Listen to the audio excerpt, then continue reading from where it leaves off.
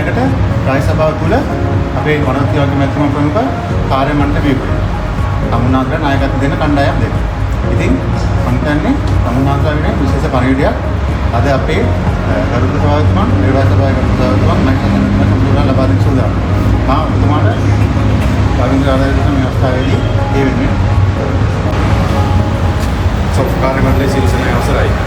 අතරම දැන් අපි අද මේ අවුරුද්ද අවසානයේ අපි මේ ලයින් සේවක අභිප්‍රේරණ වැඩසටහන මේක ගත්තොත් එන පරමුණක් සහිතව අපි සූදානම් කරපු වැඩක්. එතකොට ඔයාලගේ වෘත්තීය භාවය වගවීම ඊට පස්සේ ඔයාලගේ තියෙන කණ්ඩායම් හැඟීම ඊට පස්සේ ආයතනය ගැන තියෙන හැඟීම ඊට පස්සේ තමන්ගේ වෘත්තියට තියෙන කරුත්වය අන්නේ කාරණා ටික ඉස්මතු වෙන තමයි අපි මේ වැඩසටහන උදාහරණ කරේ. ඇත්තටම ඒ කියන්නේ මේ ලබන අවුරුද්දේදී මීට වඩා කියන සේවක විප්‍රේරණ වැඩසටහන් රාශියක් අපි කරන්න බලාපොරොත්තු වෙනවා. ඒ කියන්නේ මාස 3න් තුරට අපි විප්‍රේරණ වැඩසටහන් කරන්න බලාපොරොත්තු වෙනවා. ඒ කියන්නේ ඔයාලා කරන කාර්ය ඉතාම වටිනවා. ඒකටද ඒ කියන්නේ පොඩි අඩුපාඩුකම් තියෙන්න පුළුවන්. ඒ කියන්නේ අත්දැකීම් තියෙනවා. අපි කොච්චර හොඳට වැඩ කරත් ඒ කියන්නේ ජනතාවෙන් එන එක දෙයක් අතපසු වුණොත් ඒකෙන් එන පීඩනය ඊට පස්සේ ඒකෙන් එන චෝදනාව අපි හැමෝටම. ඉතින් ඒ නිසා අපි කියන්නේ බලාපොරොත්තු වෙනවා ඔයාලගේ ඒ කියන්නේ කැපවීම කියන්නේ වැඩ කරන කාලය තුල හැම වෙලාවෙම කියන්නේ තම්බරයක්වත් අවධානය ගෙලින්න තියෙන ඒ සේවය සඳහා වෙන සැලකිල්ල අපි වෙන ගොඩාක් බලාපොරොත්තු වෙන එක ඇත්තටම අපි පොදුවේ ගත්තොත් ඒක ඇත්තටම කලින්ට වඩා වැටුනේ හොඳට වෙනවා. නමුත් ඒක සමාන අවස්ථවල අපි යනවා ඒවා නිවැරදි කරගෙන වරණාවට දාන්නට අපිට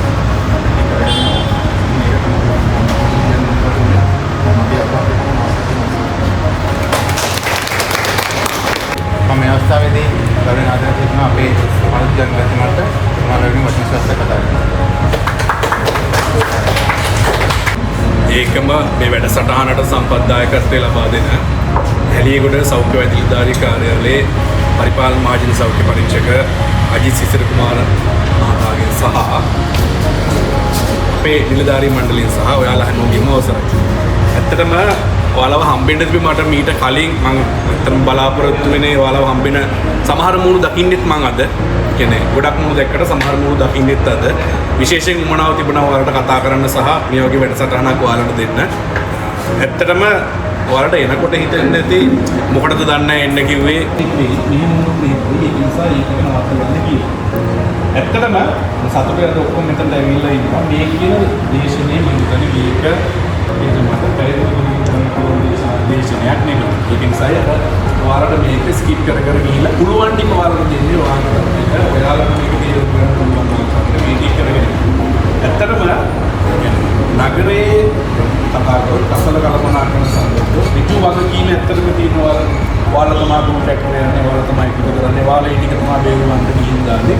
එතනදී යම්කිසි කණ්ඩායමක් හෝ කීප දෙනෙක් කරන කාර්යයක් නිසා අඩාල වෙන සම්පූර්ණම ඇහැලීමේ පාදිස්වභාවයේ කතාවක්.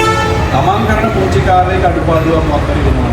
හරියට සේවයට එන්නේ නැත්නම් නිවාඩු ගන්නකොට වෙනවත් විදිහට ගන්න නැත්නම් සේවයට වාර්තා කරලා වැඩ කරන්නේ නැත්නම් අරු කරනවා මම මොකද කරන්නේ කියලා හිතනවා නම් ඒකෙන් අඩාල වෙන්නේ ඔයාලගේමයි. ඔයාලමවත් දන්නේ නැති මම මගේ උපරිමය දෙනවාද නැති කියන ඔයාලා තමයි අපි කියන්නේ ඔයාලගේ උපරිමය කියලා මේ වැඩ කටයුතු වල ප්‍රශ්නයක් නොවෙන්න කරගෙන යන්න. එතකොට අපිට ඔයාලට සහයෝගය දෙන්න පුළුවන්. ඔයාලා ඉදිරි ගන්න. දැනට අපිට වෙලා තියෙන්නේ හැමෝගෙම වෙන කාර්යයක් වෙන අඩුපාඩු වහවහ අදාළ වෙන නිසා ඉතින් ඉස්සරහට ගමනක් අපිට නැති වෙලා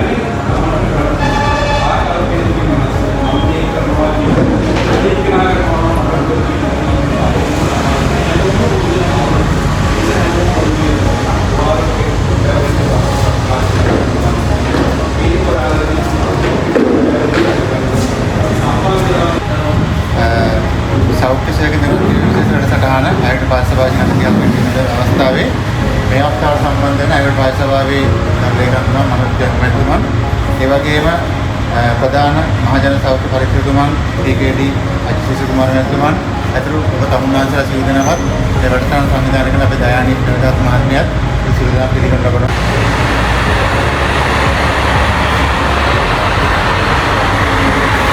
අපි ඇවිල්ලා තියෙන්නේ ලොකු අභියෝගයකට මුහුණ දෙන්න. ඉතින් මේකෙදී තමන්න හම්බ වෙනවා මේ වගේ රැපිඩ් හයි විතරක් මදි. ආහාර පානයකුත් තියෙන්නේ. මේවා දැනගන්න ડોක්ටර් කෙනෙක් දෙන්න ඕනේ. මේවා සාමාන්‍ය දැනුම. පොළොවේදී ඉන්ටර්නෙට් වල මේවා බලනවා.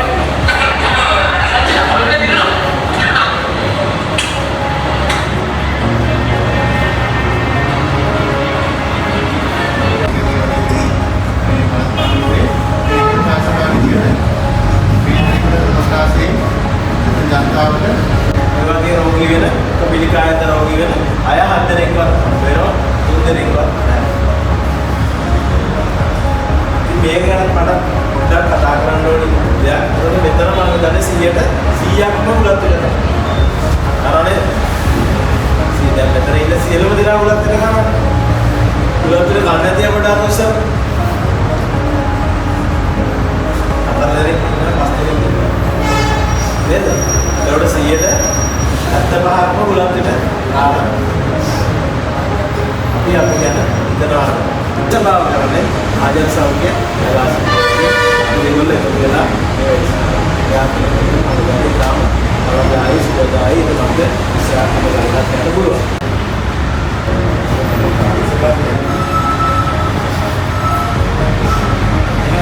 ඒකට නෙමෙයි මම ආවේ. මම අද බලාපොරොත්තු වෙන්නේ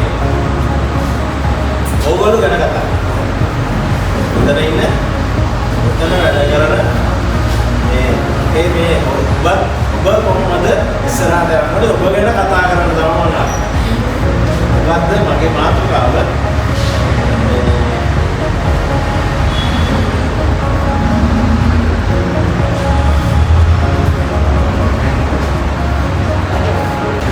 සෞඛ්‍ය හා ආරක්ෂණය කියන මාතෘකාවට යනදී තමයි ඔයගොල්ලොත් එක්ක ඒක තමයි ගොඩක් වෙලාවට අපි වැඩ කරන්නේ. අපිත් වැඩ කරනවා ඔයගොල්ලොත් වැඩ කරනවා. උදේ වැඩ කරන්න ඕනි වෙලාවට එහෙම නැත්නම් ඊට කලින් ඊපස්සේ ඇවිල්ලා ඊට පස්සේ වැඩ කරන වෙලාවත් ඉවර වෙලා වැඩ මේ කාලයත් ඉක්ම වෙලා අපි වැඩ කරනවා. සේවාව සපයනවා. ඒසත් අපි ඇත්තටම මේ අර ඉස්සෙල්ලා මේ නිවිලි කළා වගේ ලොකු සේවාවක් අපි ඇහැලිය කොට ප්‍රජාව කරනවා. හරි.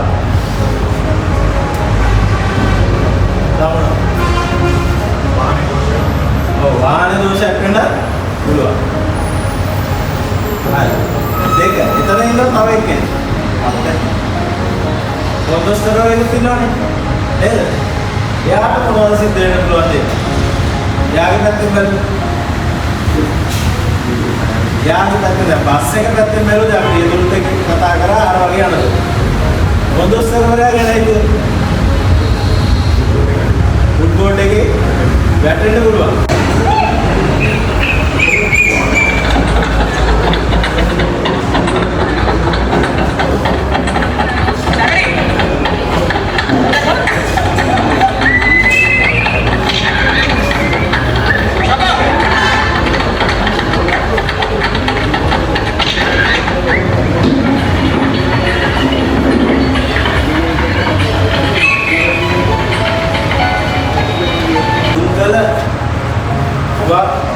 වගේ දේවල් හපන එක.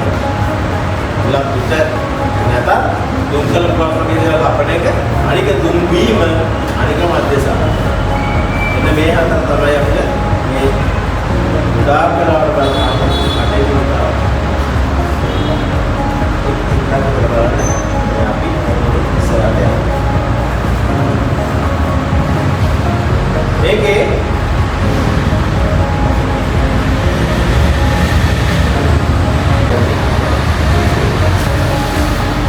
ඊට පස්සේ බලන්න පුළුවන් දිව පරීක්ෂා කරන්න හැම කෙනෙකුටම පුළුවන්.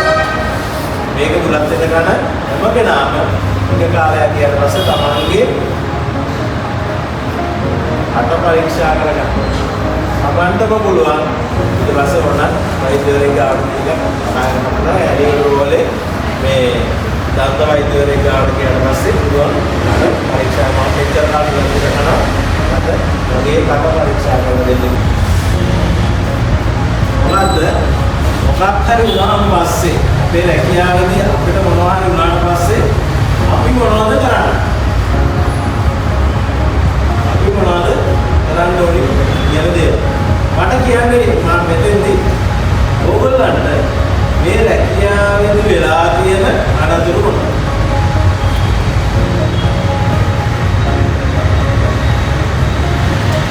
ඊගා එකෙනා කියන මතක් කරලා මොකක්ද සාමාන්‍ය වෙලා තියෙන්නේ?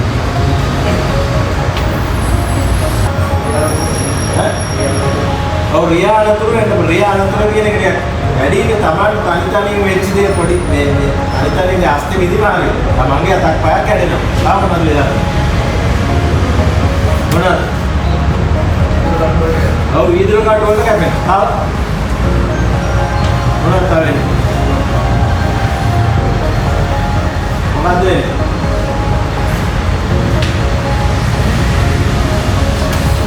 තාම මොනවද වෙන්නේ?